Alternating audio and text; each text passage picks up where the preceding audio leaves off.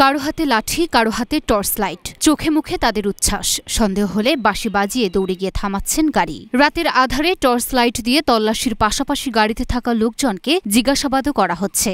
ভাগ্য খারাপ হলে মাদক নিয়ে কেউ কেউ আটকও হচ্ছেন শিক্ষার্থীদের হাতে।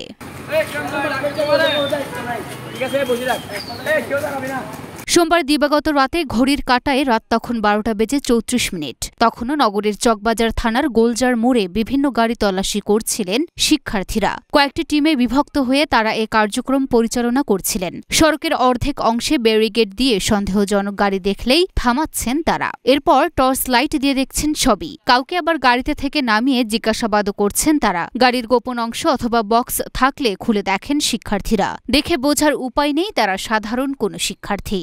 একেবারে পুলিশি সিস্টেমে তারা এই কার্যক্রম পরিচালনা করেন।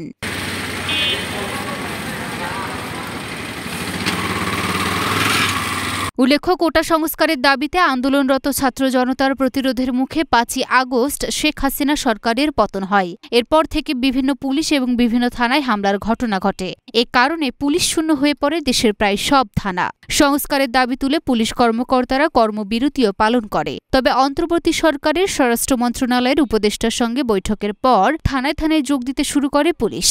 তবে এখনও আগের মতো স্বাভাবিক কর্মকাণ্ড শুরু করতে পারেনি বাহিনীটি। পুলিশের অনুপস্থিতিতে শিক্ষার্থীরাই এতদিন সড়কে যানবাহন সামলানোর কাজের পাশাপাশি তল্লাশি কার্যক্রম পরিচালনা করেন।